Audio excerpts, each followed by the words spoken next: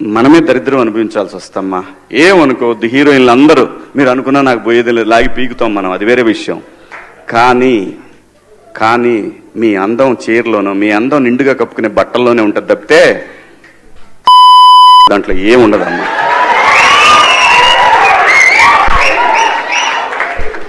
అవి వేసుకున్నంత మాత్రాన చాలా మంది చూసినప్పుడు నవ్వుతూ అంటారు, కానీ ఎలాంటి బట్టలు ఎందుకు వేసుకుని కాస్త మంచి వేసుకోవచ్చుగా, బాగుంటావు కదా అనాలనిపిస్తుంది లోపల. అనలేము. అంటే మళ్ళీ స్త్రీ స్వాతంత్రం లేదా స్వేచ్ఛ లేదు. స్త్రీ అంటే ప్రకృతి, ఎంత అందంగా ఉంటే అంత గౌరవం పెరిగిద్ది. ఈ ప్రకృతి అద్భుతంగా ఉంటుంది.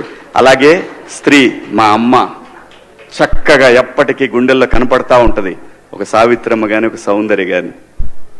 అలాగే ఈ జనరేషన్లో ఇంకా చాలామంది, రష్మిక, చాలామంది అమ్మాయిలు ఉన్నారు. వీళ్ళందరూ ఇంపాక్ట్ క్రియేట్ చేశారు కాబట్టి అమ్మటే చెప్పగలుగుతున్నాం.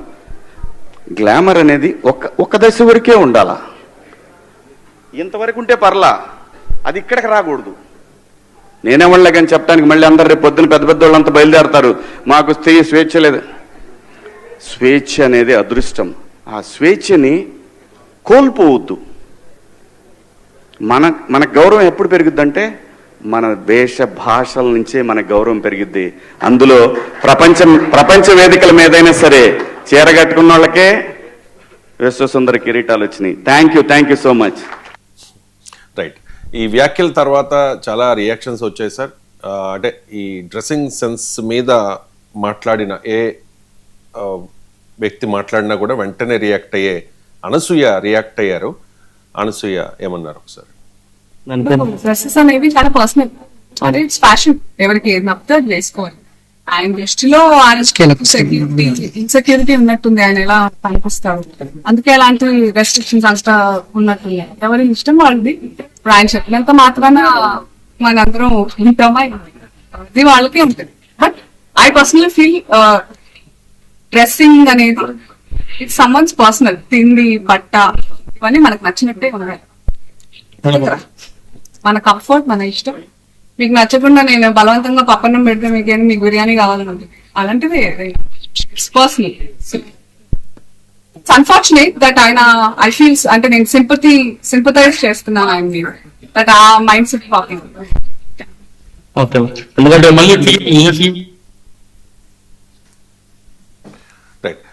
అంటే తన వ్యాఖ్యల మీద విపరీతమైన విమర్శలు రావడం, అభ్యంతరాలు రావడం, కేసులు నమోదవడంతో శివాజీ వెనక్కి తగ్గినట్టుగా తెలుస్తోంది. ఒక ట్వీట్ చేశారు, దాంతో పాటుగా ఒక వీడియో కూడా రిలీజ్ చేశారు, క్షమించండి అని చెప్పి. ఒకసారి అది కూడా సాయంత్రం. హలో అండి, నిన్న సాయంత్రం దండోరా ప్రీ రిలీజ్ ఈవెంట్లో హీరోయిన్స్ ఈ మధ్య కాలంలో వాళ్ళు ఇబ్బంది పడ్డ సందర్భంలో 4 మంచి మాటలు చెప్పాలని చెప్తూనే 2 అన్పార్లమెంటరీ వర్డ్స్ నేను యూజ్ చేయడం జరిగింది.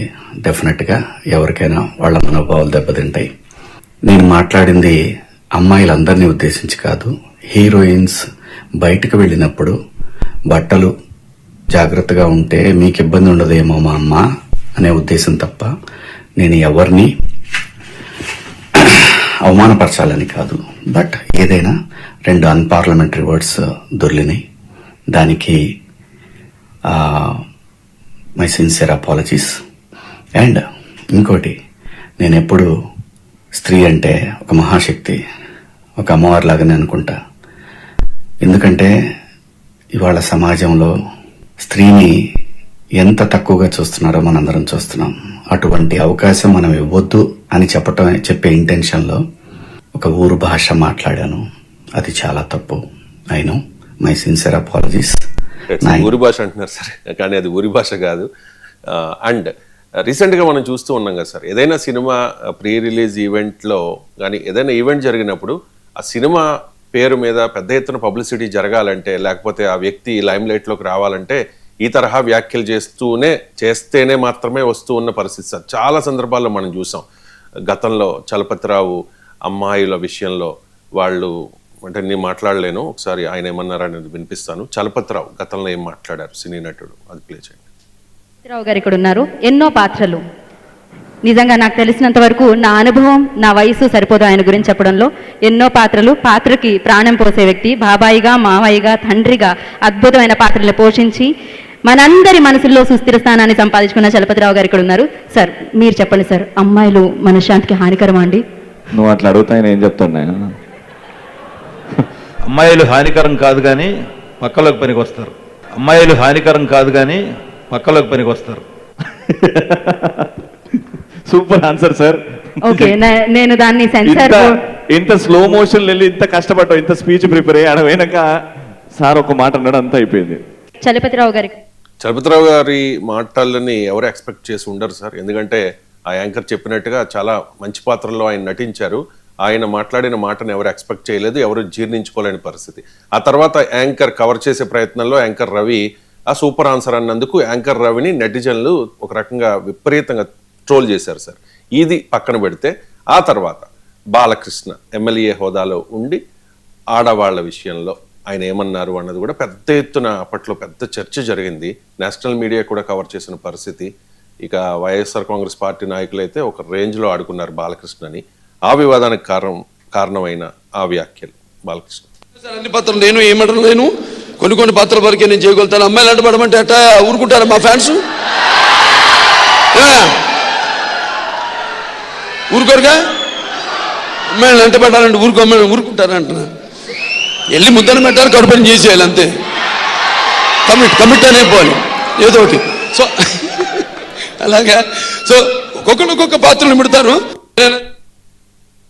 రైట్ సార్, ఈ వివాదం మీద మీ కామెంట్.